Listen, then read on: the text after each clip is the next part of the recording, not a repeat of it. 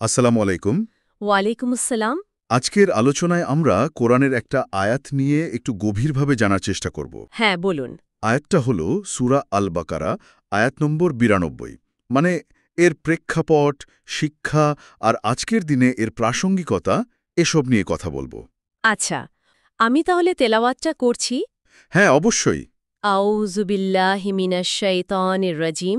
বিসমিল্লাহির রহমানির রহিম। ওয়ালাকাদ জাআকুম মূসা বিল বাইয়িনাতি সুম্মা ইত্তাখাযতুমুল ইজলা মিন বাদিহি ওয়া আনতুম যালিমুন। সাদাকাল্লাহুল আযীম।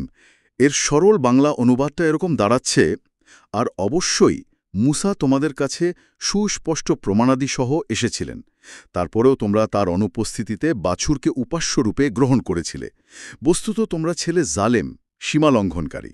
হ্যাঁ, এই আয়াতের যে প্রেক্ষাপট মানে শানে নুজুল, সেটা জানতে হলে আমাদের একটু মদিনার তখনকার সময়ের দিকে তাকাতে হবে। আচ্ছা।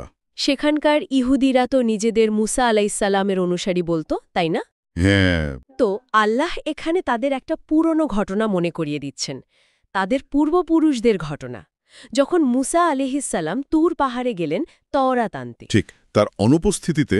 হ্যাঁ, তার অনুপস্থিতিতে বানি ইসরায়েলের লোকেরা মানে সামেরির প্ররোচনায় পড়ে একটা সোনার বাছুর বানিয়ে সেটার পূজা শুরু করে দিল। অথচ মুসা আলাইসাল্লাম তাদের কত সুস্পষ্ট নিদর্শন দেখিয়েছিলেন, যেগুলোকে আয়াতে বাইয়িনাত বলা হয়েছে। ঠিক তাই, এই বাইয়েনাত বা সুস্পষ্ট প্রমাণগুলো তো সাধারণ কিছু ছিল না। একটু ভাবুন, যেমন লোহিত সাগর দুই ভাগ হয়ে যাওয়া, হ্যাঁ, লাঠিটা সাপে পরিণত হওয়া। পাথর থেকে পানির ঝর্ণা বের হওয়া, এগুলো তো মানে বিশাল অলৌকিক ঘটনা। একদম।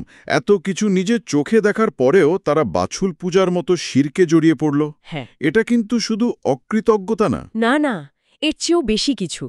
মানুষের মনের ভেতরের কোনো দুর্বলতার দিকেও ইশারা করে, তাই না?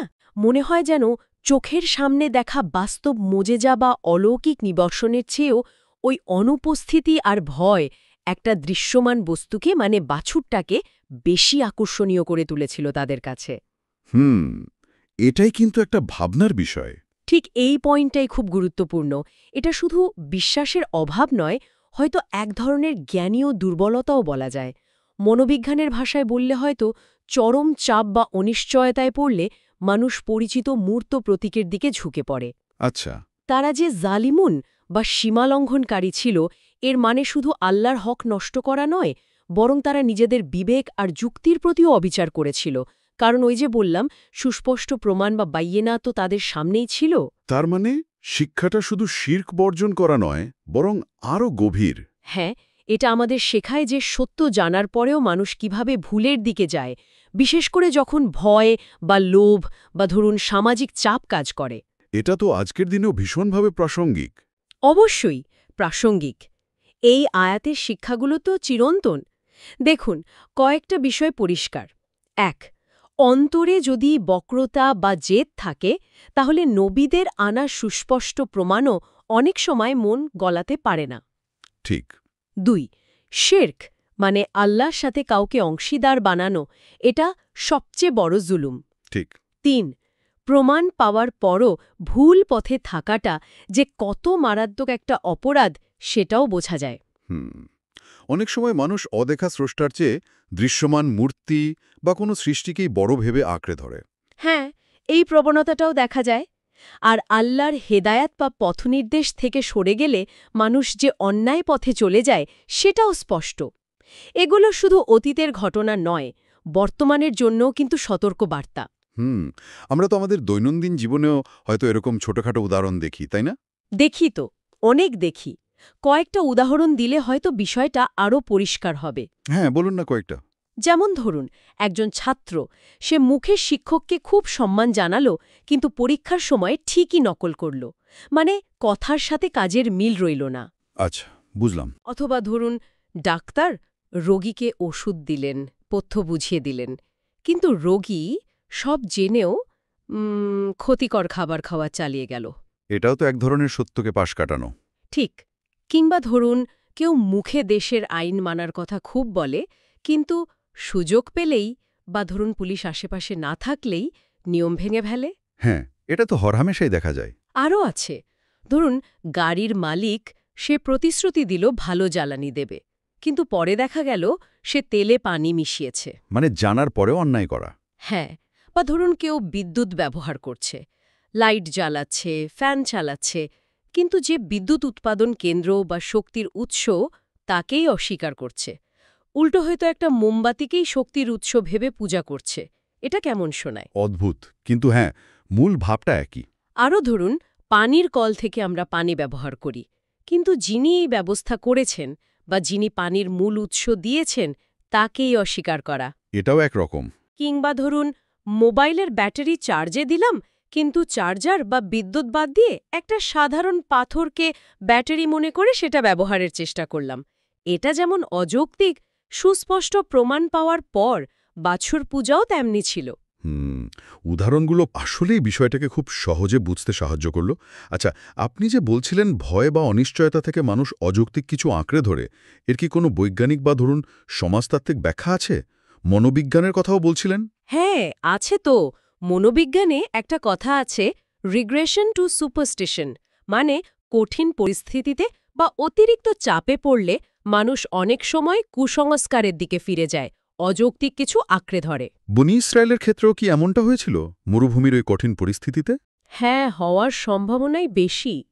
মরুভূমিতে ভয়, অনিশ্চয়তা, আবার নেতার অনুপস্থিতি সব মিলিয়ে তারা হয়তো এই সোনার বাছুরের মধ্যে একটা আশ্রয় খুঁজেছিল। সমাজবিজ্ঞানের দিক থেকেও দেখলে যখন কোনো জাতি বা গোষ্ঠী সত্য জ্ঞান বা সুস্পষ্ট প্রমাণকে উপেক্ষা করে, তখন তারা প্রায়শই পুরনো কুসংস্কার বা মূর্ত প্রতীকের দিকে ফিরে যায়। এটা দেখা গেছে ইতিহাসে। তার মানে এটা শুধু ধর্মীয় দৃষ্টিকোণ থেকে নয়, মানুষের মনস্তাত্ত্বিক গঠন বা সামাজিক আচরণ থেকেও ব্যাখ্যা করা যায়। একদম। তাই আধুনিক যুগেও যখন দেখি মানুষ হয়তো বিজ্ঞানসম্মত চিকিৎসা বাদ দিয়ে তাবিজ কবচ বা কোনো ভণ্ড গুরুর উপর পুরোপুরি নির্ভর করে ফেলছে, আচ্ছা, তখন কিন্তু এই আয়াতের বার্তাটা আবার নতুন করে প্রাসঙ্গিক হয়ে ওঠে।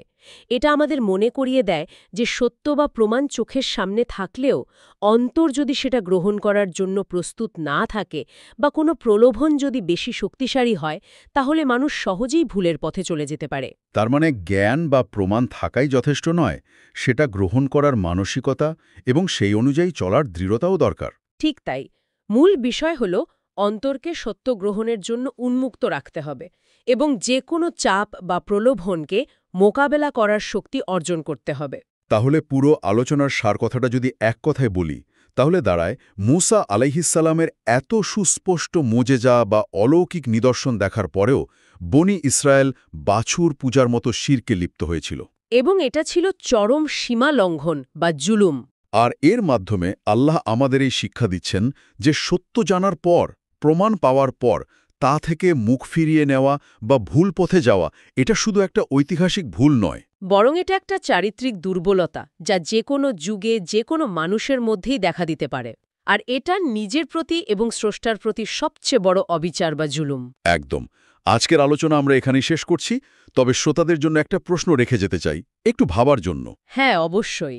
আজকের এই যুগ, যখন আমাদের চারপাশে জ্ঞান, বিজ্ঞান, তথ্য, সত্যের এত এত প্রমাণ ছড়িয়ে আছে, তখনও কি আমরা করতে বা অকরতে কোনো না কোনো আধুনিক বাছুরের ওপর নির্ভর করে ফেলছি? আধুনিক বাছুর মানে হয়তো সেটা কোনো অন্ধবিশ্বাস বা কোনো বস্তুর প্রতি অতিরিক্ত মোহ বা ক্ষমতার মোহ বা অন্য কিছু, যা আমাদের মূল উৎস, আমাদের স্রষ্টাকে ভুলিয়ে দিচ্ছে।